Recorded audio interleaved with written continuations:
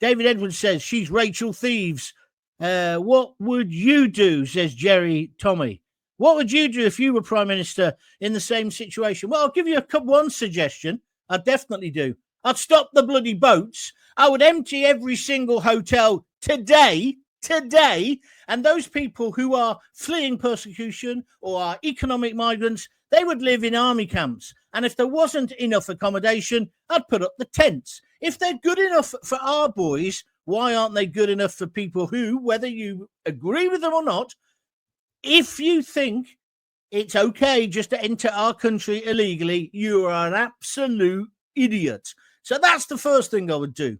I would secure our borders and I'd send videos, YouTube videos all around the world of these people being moved out of the hotels and put into army camps and into tents. That's the first thing I'd do. The next thing I'd do, I'd sort out the log jam of all the people who are waiting to be sorted out. That has been deliberately created. What's your name again? Jerry Thomas. That's been deliberately created by the political class. When I attack Rachel Reeves today, I'm not just attacking the Labour Party. I'm not a Tory. I hate them. I despise the Tories that we've had recently. They're just as corrupt and just as crooked as Rachel Thieves and the rest of Starmer's stormtroopers. So this is not a party political broadcast. So get your head out of your tribal backside, Jerry, and see what I'm saying. So that's the first thing I'd do. I would cut down on that. I would also make foreign companies like Amazon and the rest of them, Google, pay the proper tax that they should be paying for this country. That's what I would do. And then the tax avoiders, the individual tax avoiders, I'd come down on them like a sack of bricks. And then, that's the next thing I'd do. I'd cut the waste.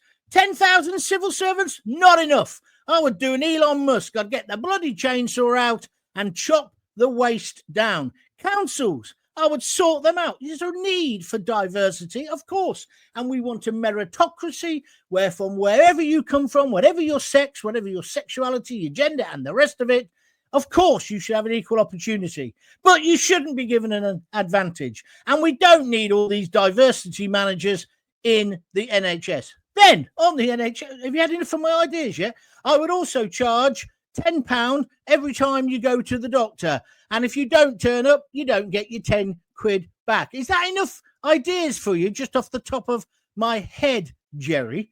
Because that's what we've got to do in this country. We've got to be tough. Stop acting as if we're Viv Nicholson or that. I wish I could remember his name. What was his name? The dustbin man.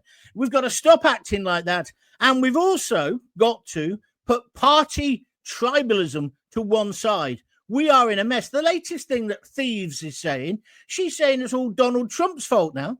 What? Because Donald Trump's demanded we pay the right amount for NATO? No, it's your fault and successive governments and successive politicians in Britain and in the rest of Europe who haven't paid their fair share. I stand with America and with Donald Trump on this particular issue. So, Jerry, I hope that gives you some idea of what I would do.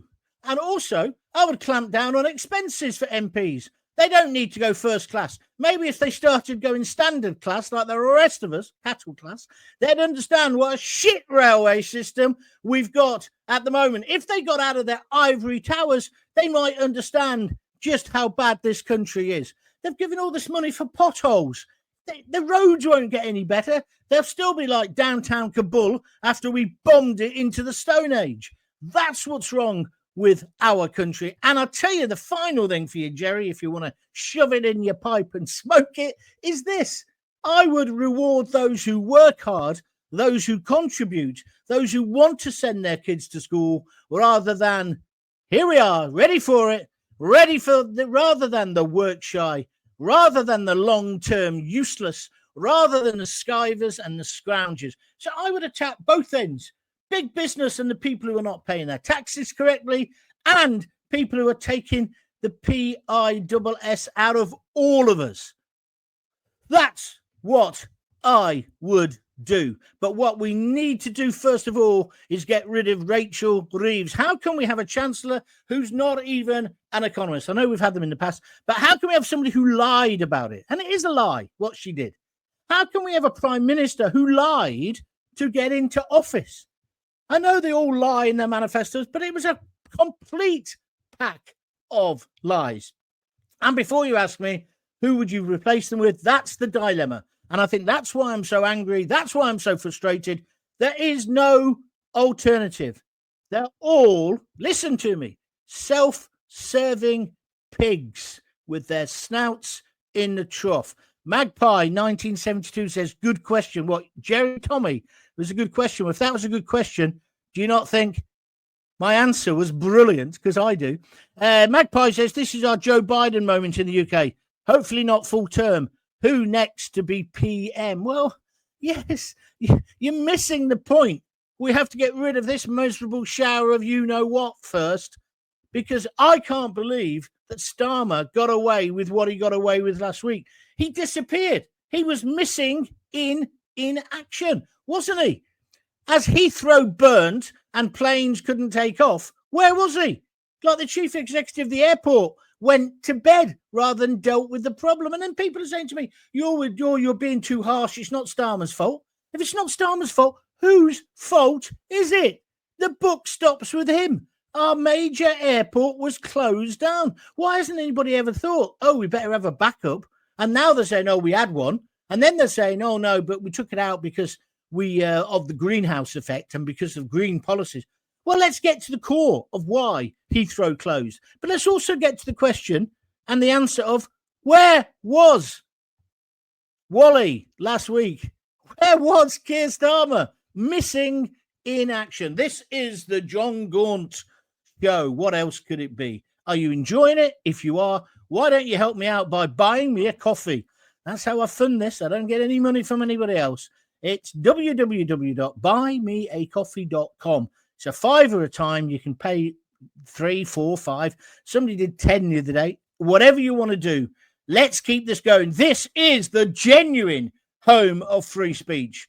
I make up my own agenda. No silly little producers who have never done anything. Oh, I saw a guy on GB News today. I've been on there with him. I don't know what his name is. He used to be a political advisor. And he's there with his open neck shirt today. And he actually said the truth, which is, I don't know why I became an advisor, because I basically know nothing. He said, I'm just a kid. And that's the problem. And that's every political party. They have kids advising them. They should have members of the public. They should have little committees. People who've lived a bit.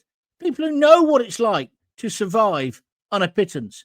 Where are we now? Delboy. Morning, John. I'm on disability with carers that contribute 134 quid a week.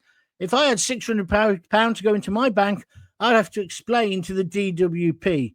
It's disgraceful from this. I won't say the next word because it is a bit sexist, mate, but I understand what you mean. He's absolutely fuming. I'm with you, my friend. He said, I also contribute 134 quid a week. Paul on Twitter, well, X says, I miss you on 3 counties. I haven't been on 3 counties since I've worn long trousers, mate. It's about 20 odd years. I really enjoyed my time there, by the way. It was brilliant. And of course, we won all those awards, which of course are now being forgotten about by the radio industry because I'm in the wilderness. I'm going to get some tumbleweed behind me eventually because that's what it feels like someday.